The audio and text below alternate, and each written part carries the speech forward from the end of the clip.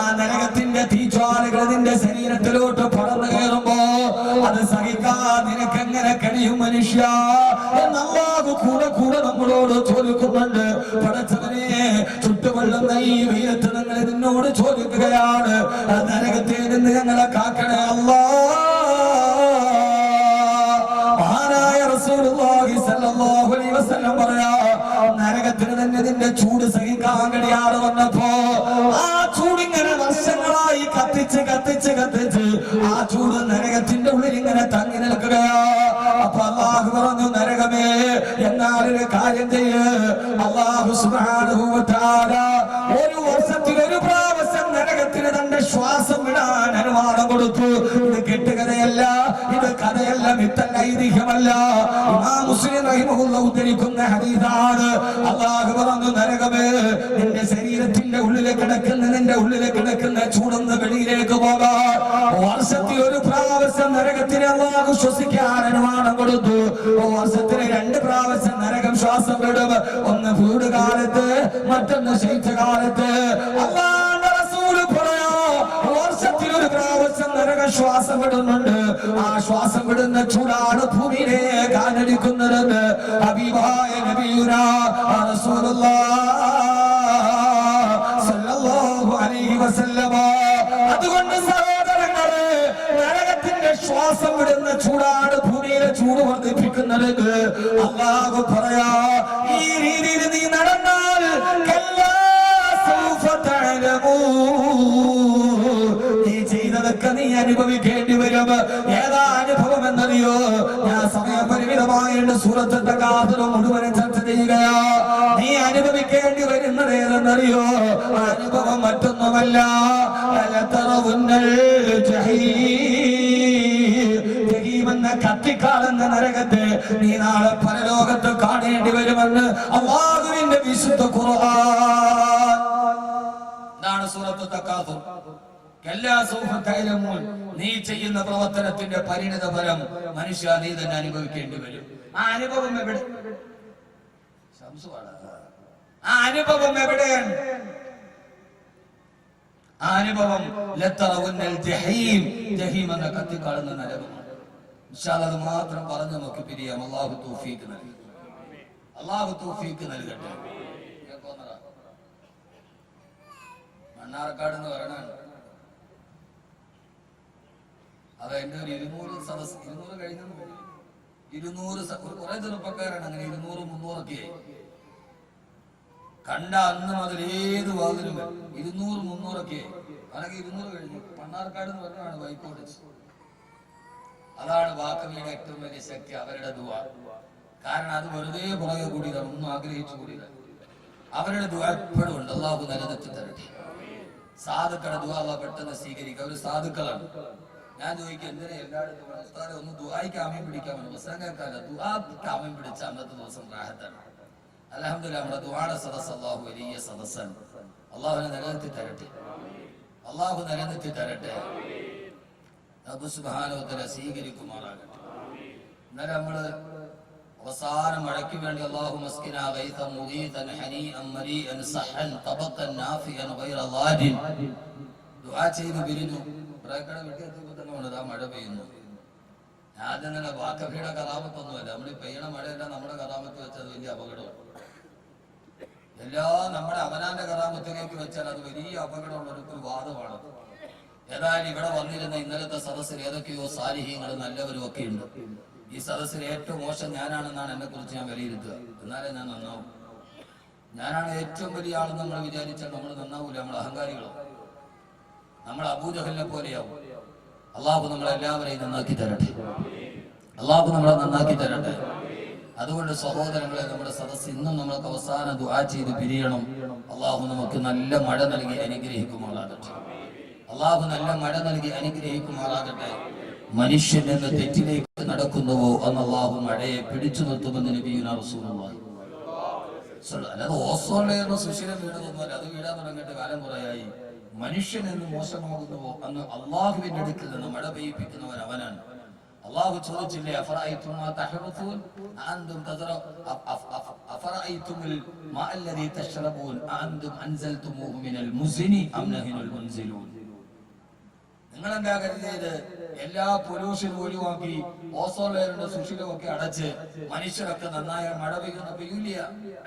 ഞാൻ പറഞ്ഞു പറ്റൂല, മഴ അള്ളാഹുവിന്റേതാണ്. അതുകൊണ്ടാണ് സൂറത്തുൽ വാഖിഅ അള്ളാഹു ചോദിച്ചത് അഫറഅയ്തുൽ മാ അല്ലദീ തശ്റബൂൻ. അല്ലാഹു ചോദിക്കുകയാണ് ഫറഅയ്തുൽ മാ അല്ലദീ തശ്റബൂൻ അഅൻതും അൻസൽതുമൂഹു മിനൽ മുസ്നി അം നഹ്നുൽ മുൻസിലൂൻ. അല്ലാഹു ചോദിക്കുകയാണ് മനുഷ്യ അഫറഅയ്തുൽ മാ അല്ലദീ തശ്റബൂൻ, നീ കുടിക്കുന്ന വെള്ളം എവിടെ നിന്നാണ് വരുന്നതെന്ന് നീ വിചാരിച്ചിട്ടുണ്ടോ? മേഘജാലകത്തിൽ നിന്ന് ആ ജലത്തുള്ളികളെ വർഷിപ്പിക്കുന്നത് ഞാനാണോ? അതല്ല, അതല്ല, നീയാണോ മനുഷ്യ? ആകാശത്ത് മഴ വർഷിക്കാതിരിക്കുന്നത്, ബിസിനസ്സുകളിലെ തടസ്സങ്ങൾ വരുന്നത്, എല്ലാ സമ്പത്തുകളുടെ കടലാവുകളെ അല്ലാഹു പിടിച്ചു വെക്കുന്നത്, അതിലൊരു തെറ്റ് ചെയ്യാത്ത സാരികങ്ങൾ പോലെ പെട്ടുപോകും. മനുഷ്യ മനുഷ്യ, അത് നിന്റെ പ്രവർത്തനങ്ങളുടെ വൈകല്യം കാരണത്താലാണ്. ഈ തമ്മാടിത്തരം അവസാനിപ്പിക്കണേ.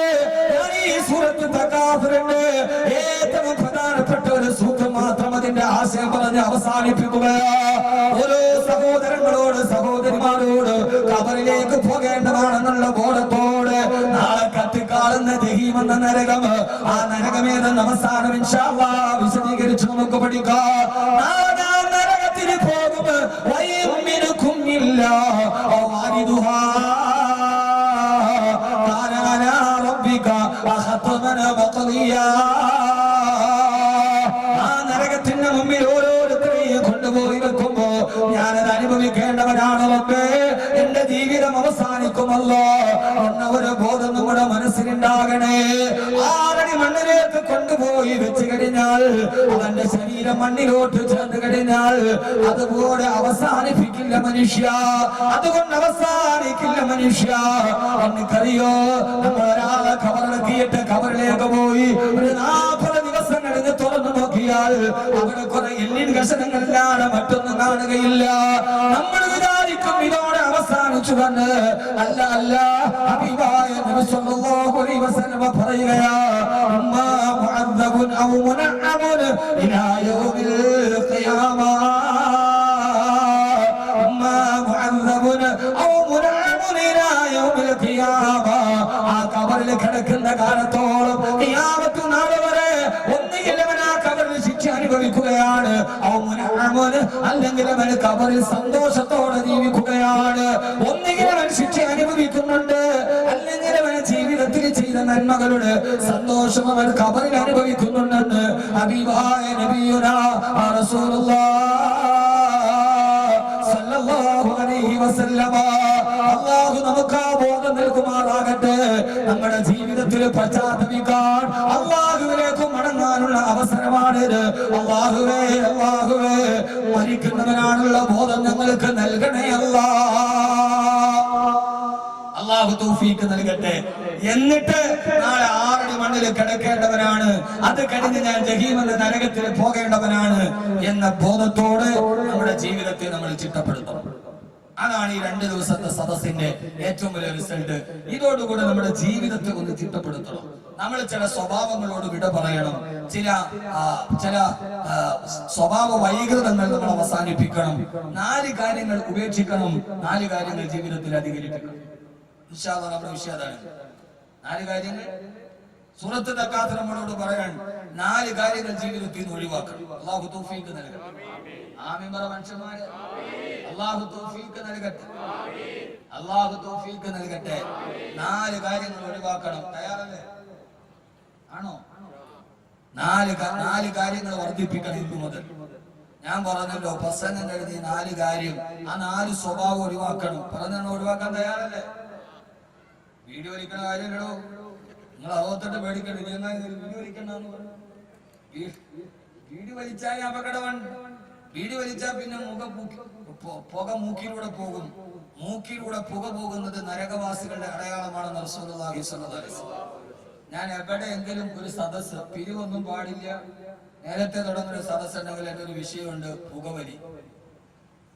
ഞാൻ അതുമായി ബന്ധപ്പെട്ടൊരു വിഷയം തയ്യാറാക്കിയപ്പോൾ പുകവലിയുമായി ബന്ധപ്പെട്ട് 82ഓളം ഹദീസുകൾ. 82. വളരെ ഗൗരവത്തോടെ വലിക്കുന്നവരൊക്കെ ഉണ്ടാവും, എന്നോട് വിഷമിക്കരുത്, ആ സ്വഭാവം ഒഴിവാക്കണം. വളരെ ഗൗരവമാണ് പുകവലി. 82ഓളം ഹദീസുകൾ. എവിടെയെങ്കിലും നിങ്ങളൊരു ആരോഗ്യ സെമിനാറോ അല്ലെങ്കിൽ ഏതെങ്കിലും ഒരു പിരിവൊന്നുമില്ലാത്ത വാദങ്ങൾ വെച്ചോടി, പിരിവുണ്ടെങ്കിൽ പിന്നെ പുകവലി പറഞ്ഞ പിരിവ് കിട്ടില്ല. പുകവലി 82 ഹദീസുകൾ. 6 മണിക്കൂറുണ്ട് പ്രസംഗം പുകവലിയെ കുറിച്ച്. ഞാൻ കുറെ പുതിയ വിഷയങ്ങൾ തയ്യാറാക്കുന്നുണ്ട്, സമൂഹത്തിന് പ്രയോജനം ഉണ്ടാവും. പുകവലി, ട്രാഫിക് നിയമങ്ങൾ, ഖുർആനും ഗതാഗതവും. ഒരു 8 മണിക്കൂർ പ്രസംഗമാണ് ഖുർആനും ഗതാഗതവും. ഞാൻ നേരെ കുറച്ച് പറഞ്ഞില്ലേ, കുട്ടികൾ പാഞ്ഞു പോകുന്നു, വണ്ടിക്കടിയിലേക്ക് കയറുന്നു, കാത്തു നിൽക്കുന്ന മാതാപിതാക്കൾക്ക് മക്കളെ നഷ്ടപ്പെടുന്നു. അവർക്കറിയില്ല ഇതിന്റെ ബേജാറ്. ട്രാഫിക് നിയമങ്ങളെ കുറിച്ച്, എങ്ങനെ ഓടണം, എങ്ങനെ സഞ്ചരിക്കണം, നമ്മുടെ കുട്ടികളെ പഠിപ്പിച്ചു കൊടുക്കണം. ഇതിന്റെയൊക്കെ മാർഗ്ഗം ഖുർആനാണ്. അതുകൊണ്ട് നമ്മുടെ ജീവിതത്തിൽ മാറ്റേണ്ട കുറെ ശീലങ്ങളുണ്ട്. ആ ശീലങ്ങൾ അല്ലാഹു മാറ്റാൻ തൗഫീഖ് നൽകി അനുഗ്രഹിക്കട്ടെ. മാറ്റാൻ തൗഫീഖ് നൽകി അനുഗ്രഹിക്കട്ടെ. ശീലങ്ങൾ മാറ്റാൻ വലിയ പാടാണ്. മാറ്റേണ്ട ശീലങ്ങൾ ഞാൻ പറഞ്ഞുതരാം. നമ്മൾ ഒന്നിനെ അഡിക്റ്റായി പോയാൽ ഇന്ന് നമുക്ക് ജീവിതത്തിൽ മാറ്റി വെക്കാൻ പറ്റാത്തൊരു സാധനമാണ് ഈ സാധനം.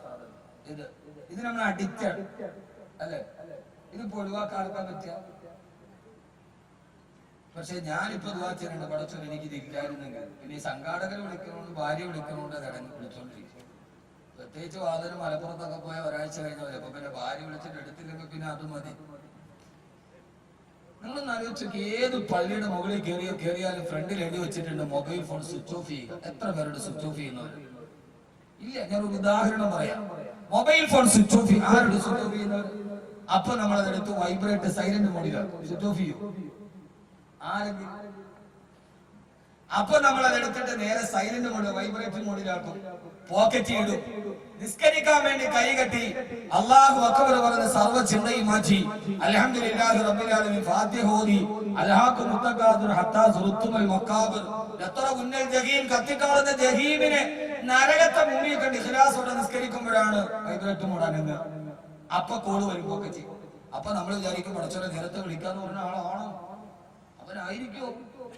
അള്ളാഹുവിന്റെ അടുക്കൽ നിന്ന് ചിന്ത മാറി ചിന്ത നേരെ ദുനിയാവിലേക്ക് പോകും. തീർന്ന നിസ്കാരം. എന്നാൽ ഒന്ന് സ്വിച്ച് ഓഫ് ചെയ്താൽ വരൂ? ഇല്ല. പക്ഷെ സ്വിച്ച് ഓഫ് ചെയ്യാൻ പറ്റില്ല. ചില ആളുകൾ പിന്നെ എന്ത് ചെയ്യുന്നറിയോ, ഇത് നേരെ എടുത്തിട്ട് സുജൂദിയുടെ ഭാഗത്ത് ഇട്ടിടല.